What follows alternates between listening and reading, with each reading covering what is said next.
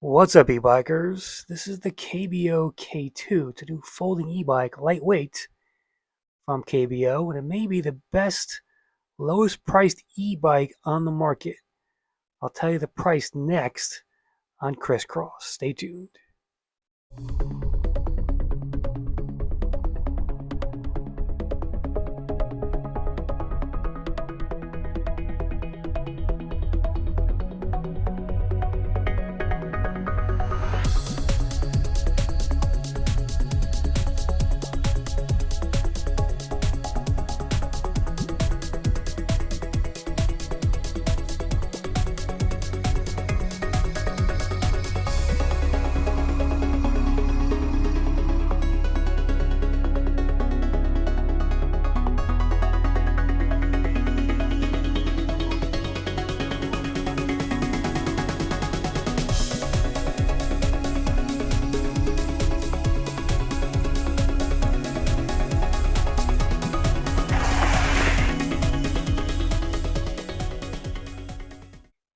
All right, if you're looking for your first e-bike and you don't want to spend a lot, well, consider this new folding e-bike from folks at KBO. The K2 here is available for just $6.99. That's right, $6.99. And it weighs in at just 55 pounds, so it's pretty lightweight and portable as well.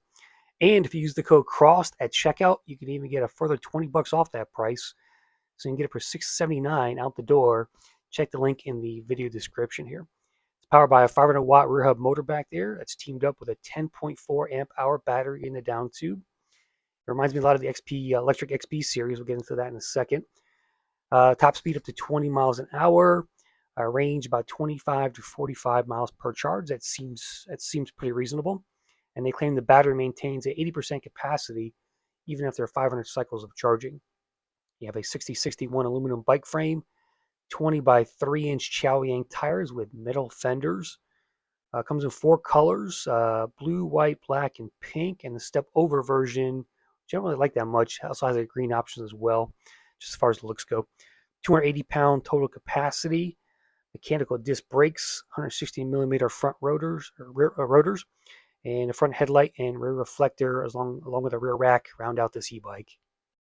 And here it is up against the electric XP Lite and the XP 3.0. If those two had a baby, it'd be the KBO K2 basically. Same kind of rectangular frame, a little bit different styling, of course, but 3-inch tires I have in the XP3, a lower price than the XP Lite, mechanical disc brakes, and just kind of it looks very, very similar to the electric XP series. So they have a new contender on their hands as far as your low-cost, affordable e-bike options out there. Let's take a look at how the e-bike folds. If you're unfamiliar with folding e-bikes, basically just split them in half here with the latch on the side. It can be a little hard to get open sometimes. They kind of get stuck a lot. Just pick up the bike, fold it in half. I forgot to put the kickstand up here in this case. And then you're also going to fold down the handlebar stem in a second. You'll see that. And also the pedals fold as well, so you can fold those up for a little more compact space and easily pick this bike up. It's because of its lightweight design, it is very easy to pick up. It's not going to stand very well. It's actually it's going to tip over here in a second once I'm done. So it's a little unstable there, but you can see how it folds. Here's a look at the scooter-like cockpit with that flat folding handlebar and the tall stem there. We got rubber grips. We got a 7-speed trigger shifter on the right. You got a bell. Here's your left side thumb throttle and LCD display with the rubber grips. LCD display is pretty basic, but it does have voltage in there, 5 levels of assist, your battery bars, and your speed. There's the voltage, as you can see. If you just toggle through that power menu, you can get trip, max speed, things like that. And here's another look at the bike from a bird's eye view. There's that rear rack back there. It's not a very heavy duty rack. There's a rear reflector on the e-bike. And overall, it's a pretty good look, especially the black. I like the black. It's got a really nice paint job as well. And KBO did a nice job with this, despite being just $6.99 for the price. So, all right, let's go road test this KBO K2. $6.99 folding e-bike. I mean, this bike must have cost them like 400 bucks to make and ship over here. So the margin on this is probably not that great, but they want this to be the entry-level e-bike for people out there. Speedometer and on my phone and on the display here are synced up pretty good, so that's good. Just testing that out. This is my second KBO I've had. I reviewed their commuter style step through 2 years ago, I think it was. And again, we're working with a 500 watt motor here, which for $699, I mean, it's definitely, if you're gonna buy a $699 e-bike, this is the one to get, I think. All right. 5 is level of assist.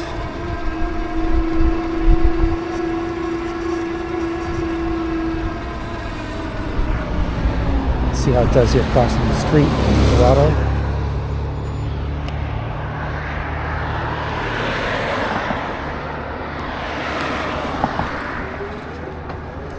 A little bit of a lag there at the throttle. We're just at a dead stop for some reason.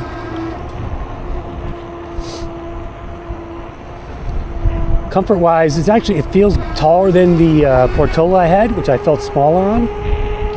So the reach here is a little bit better than that. A little bit more reach, and I feel pretty comfortable being 6 foot tall on this one. So the stem itself is a pretty tall stem that you get here. So I haven't even raised it, I don't think,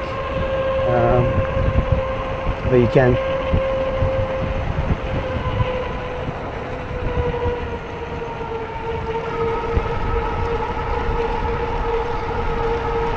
Top speed is 20 miles an hour, so gearing is, I think there's like a 46 tooth chain ring on there, which is, that's all you need for a 20 mile per hour e-bike. I did throw a new seat on because the one that came with was way too skinny and painful.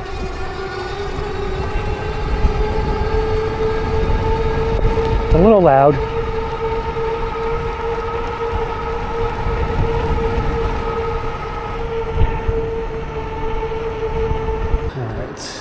Go test up the PS levels, and we'll do a hill test, downhill coast, and we'll wrap things up. All right, we're in PS1, doing 7 miles an hour, 7.3. PS2 looks like 10 miles an hour. PS3, it's probably going to be about 12 or 13. 12.5. PS4. We're at 14.5. And finally PS5. Top speed of 20 miles an hour. It's a slight incline here, so I'm going to turn the corner and we'll do another pedaling speed test. Here we go. 20 miles an hour, 20.6, 21 here. All right, we're at 21.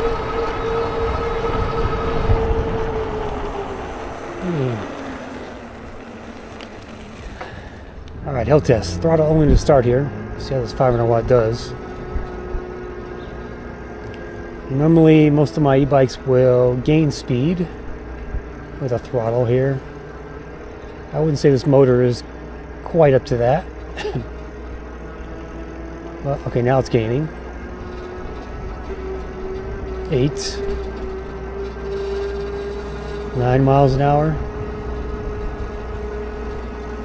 10. Alright, so it's working. Let's start pedaling up here. I'm in PS5, I'm in gear 3.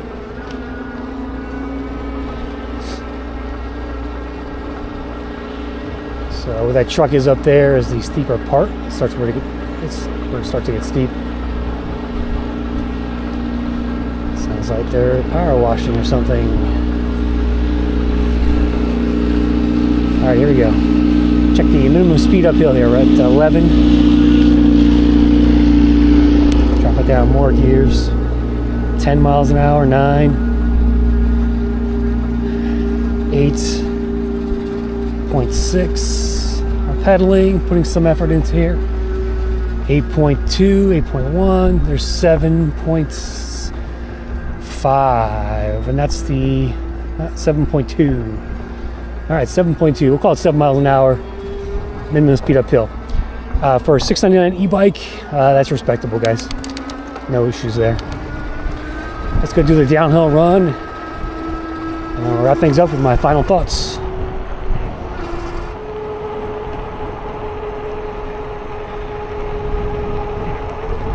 Funny, going downhill, the app speedometer is faster than the bike for some reason. 20. 24. Pretty stable. 25, 28, 29. 30 miles an hour. 31. Pick up some more speed here. 32. 34. Wow. 35. Wow. Hit those brakes. Those mechanical disc brakes. They finally stopped me. They're a little hard to grip in terms of just squeezing them. You gotta put definitely some pressure on these. But again, for $699, can't really complain about that. Let's go wrap things up and talk about this e-bike. All right, there's your KBO K2. This is the step-through frame. The step over is a little bit straighter on top there. I actually like this version better in terms of the design. I like that kind of V shape. It's sort of more of a mid-step, really. But very similar e-bike to the electrics, if you've seen those, and pretty much who hasn't these days. So I can definitely say, if I'm going to buy a $699 e-bike, this is probably the one I'm getting. It's portable, it folds, and it's cheap, and it's very much, it's very much the e-bike that electric puts out as well. So I think the motor's a little bit less powerful. You got mechanical disc brakes. They don't, a little bit hard to grip these shifters here. You have to maintain those over time. But I think it's a really nice e-bike, particularly in the black here. It comes in blue, white, pink. But the black is just a really nice color. I like how they did the KBO branding on there. And it's a sharp looking e-bike for the money, guys, right? That's the thing here. This is not a great e-bike. It's a good value e-bike, particularly if you want to buy your first e-bike as well. So KBO is, I wouldn't call them a major brand name. They've been around for a few years. I've heard of them. They're not one of these cheap, quick startup Chinese companies that you might see on Amazon. So they have a little bit of a brand behind them. And I'd recommend this e-bike if you're looking for your first e-bike, for sure, yeah. $699, I mean, you really can't go wrong. The rack here, it's good for up to 25 kilograms. I think it's, 50 pounds, something like that. Batteries in here. You got some bosses here for a water bottle or a block, maybe. And great paint job, nice welds, metal fenders.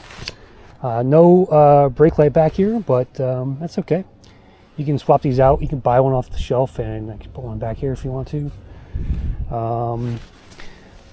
Problems. I did have a problem out of the box. The front tire rotor was kind of locked on to the brake pads and the front tire wouldn't spin. So I had to take the tire off and put it back on and it kind of fixed itself. Other than that, really no problems. I mean, the throttle occasionally is kind of a sticky throttle. Doesn't always, a few times it hasn't worked on at a dead stop, but that seems okay. And the pedals are kind of small. Of course, they fold.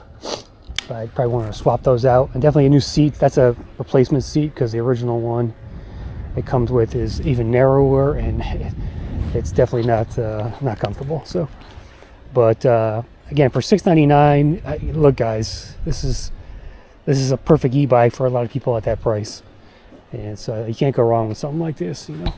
Hopefully things work out of the box. Maybe 10% of the time you might get an e-bike that has a problem out of a box, roughly speaking, based on my experience of reviewing dozens of e-bikes over the last couple of years.